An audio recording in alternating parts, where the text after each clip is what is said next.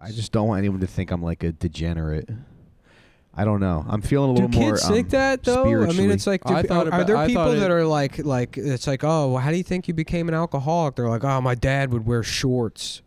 Yeah. You know, it's like, that's not a way you can fuck up a kid, is by having whack clothes. I'm just trying to be less of a commie these days. Well, I'll tell you what you need to do is watch Seventh Heaven and take a page out of Eric Camden's book. Okay. Because that man is a perfect father. Okay. There's not a single element of any of his children's lives that he doesn't have complete control over. Okay. Even their internal thoughts, they're not allowed. They have to they run it by him, and then he issues fatwas from the kitchen. Okay. You know, like that seems like that's the ideal situation. I hate that show. You're still mad about it. So much. Yeah, well, How old were you when you were like mad at the show? I literally have been watching it every night. I was up till 2 a.m. watching fucking Seventh Heaven last night. Really? Yeah, I can't help myself. And then it builds. And I'm sitting there with my girlfriend, and the intro comes on. I'm like, I hate this fucking song. And she's like, do you want to skip it? I'm like, no. It gets just let it wash over it me. Like gets me fired up to just fucking hate these people, and it works. I mean, you know, it's just, but that's like, and it's like the family's being bad. The family's never doing anything that's actually bad. Right. You know, it's like fucking, you know, Eric, who's like the older brother, who's like 30 years old. Like he stays at Barry, what's his name? Yeah, Barry Watson. He like stays at a girl's house till like 5 a.m. Uh-huh. And then the dad's like, have you completely lost your mind?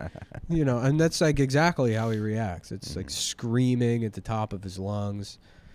And then they're grounded. But like, what does that mean? Because it's like, they're still allowed to, they're like, well, he can still go to the library and go to school. And it's like, that's all he was doing anyways. He doesn't do anything.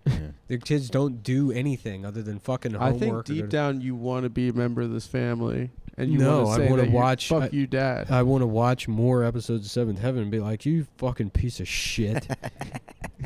And it's good and it's healthy because they're fictional characters. Now, when there's a TV show like that where there's, I mean, how many seasons of Seventh Heaven are there? I think there's 7 seasons of it. So there's 7 seasons, there's probably like 20 episodes in a season.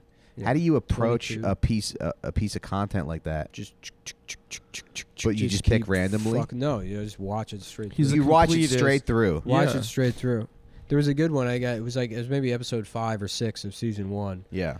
And they're living in like, I'm assuming this is supposed to be like Northern California. I think it's like Elk Grove or something. How far into the series are you? I'm close to the end of the second season now. Okay. So they're in. It's like Sopranos. So, but he's watched like 20 hours. They're in like suburban Sacramento. But he's already seen it. This is like his 4th time around. They're in suburban Sacramento. No, this is the first time I've sat down and like watched the show. I mean, it was on all the time when I was a kid, so a lot of this I'm familiar with, having seen the show. Yeah.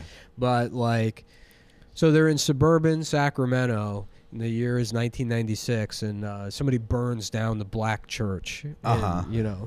Because that's happening all the time. That's happening there. And so the black church family has to move in with the Camdens for a week while they like, you know, I don't know why they have to move in with them. I think it's because they're worried somebody might burn down their house also. Right.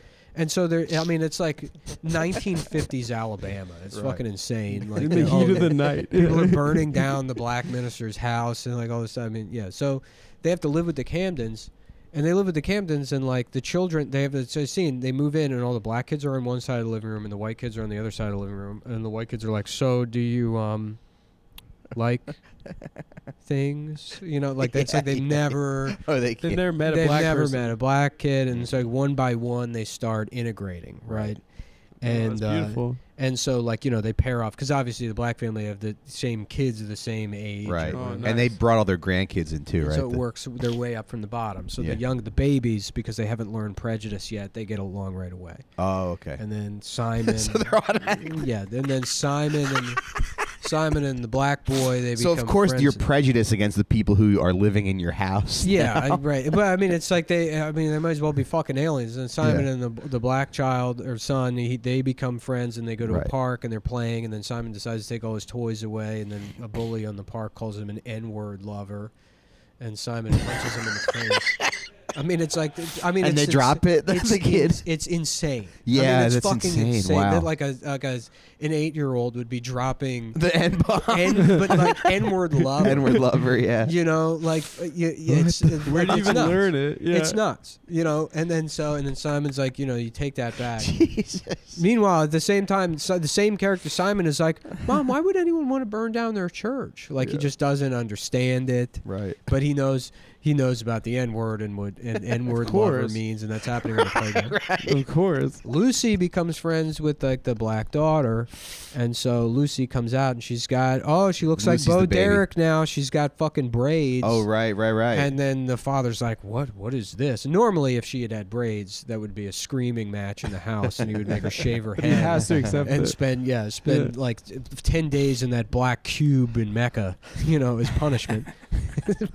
But not this time. Wahhabist family. So they come out, and the family, they see Lucy's braids, and like she's like, look what Kaisha did, you know. Yeah. And then Kaisha walks in the frame. She goes, it's an ancient African hairstyle dating back to, and then explains that this is an ancient African hairstyle, you know, and that's why she has the braids. So that's their cultural sharing. Yeah.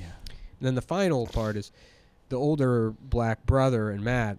They take the longest to get to you know. So at one point, they take the longest. Simon is in. Are the parents at odds too, or they're cool with each other? No, they've They're invited cool them. because they're boomers and they solved racism. They went to Woodstock. They understand. Yeah, they remember fucking listening. They're to, Che Guevara. Yeah, exactly. They remember. They weren't like they were probably. No, it was an evangelical Christian. They were minister. vaguely aware of like soul music. Yeah. You know, so that means they don't have to. They get all this. This is you know, because it's 1996, so the prevailing mentality at the time is like boomers solved racism. Boomers solved racism. We fixed People the are world. overreacting to Rodney King. You know, it's like so that's, you know. Anyways, so then the older brother and you know, they don't really get along because the older black brother is like, he's kind of surly, you know. Yeah. And you know, Mary's like, hey, do you guys want to play basketball? He's like, oh, because that's what we like. We like basketball, huh? You think that's what we do after church? You know. And so, Matt and him, there's tension.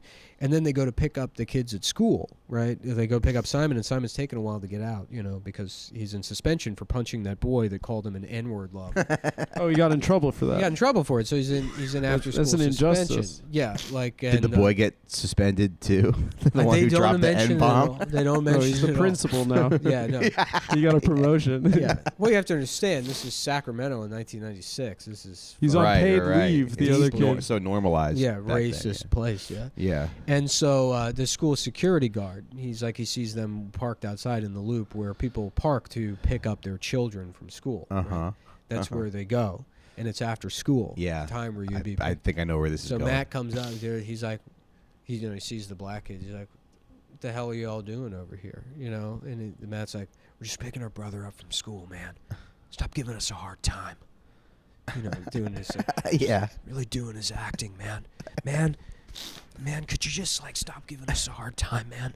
We're just picking up my Christian brother from school and his friend.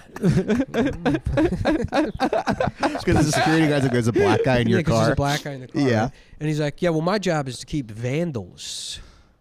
You know, like looking at the Oh black my guy. God. Vandals Yeah.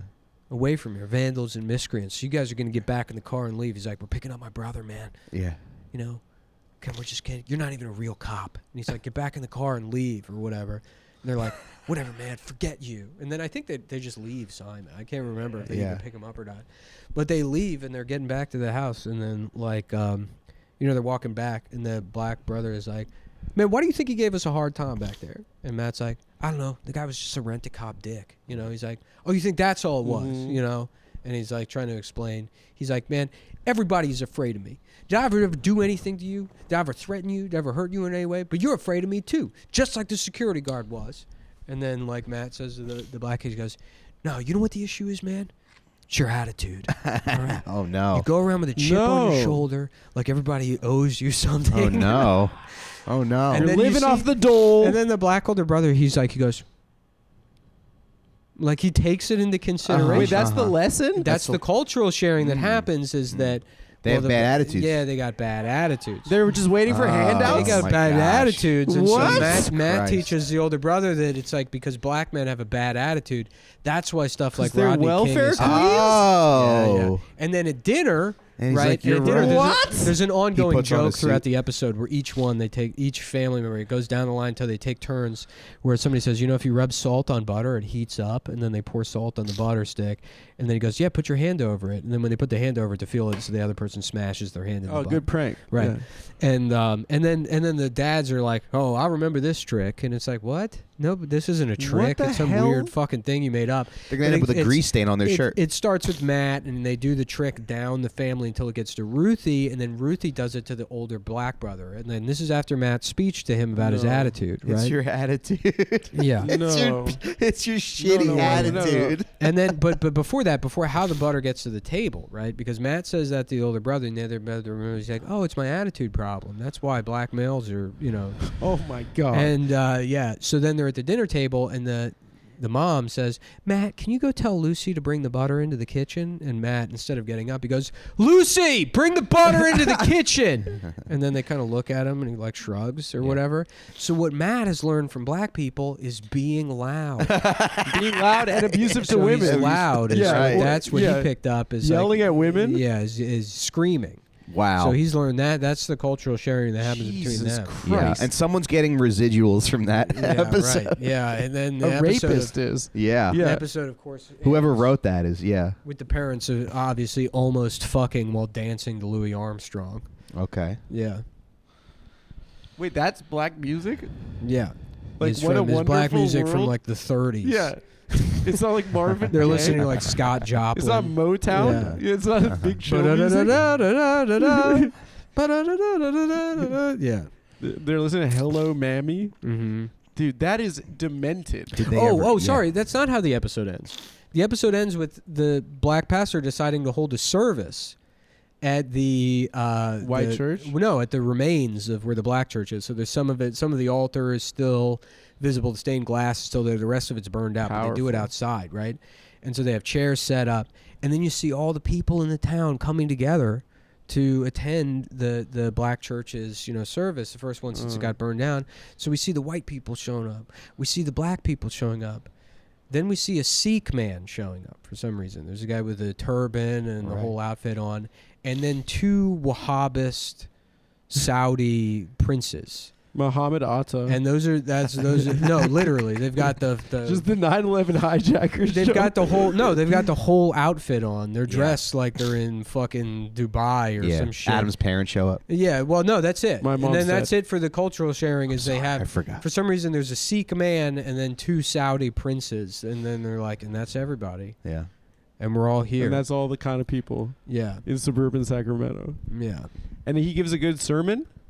He's like, he ends with like, he's like, I can't help but be reminded of my son's words. Dear God, please stop the fires.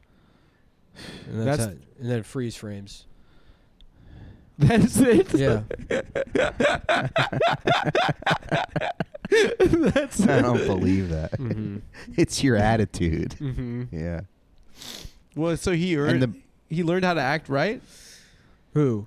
The older He black learned how to kid? pull his pants That's up. all. Is you get that one moment, and then Ruthie smashes his hand in the butter, and you can see he wants to be mad for a moment and kill her naturally. Right. He's gonna have his gang kill her, but then he remembers Jump Matt's her. speech. Yeah. Yeah. And so he stops. He was gonna wild out on her. Mm-hmm.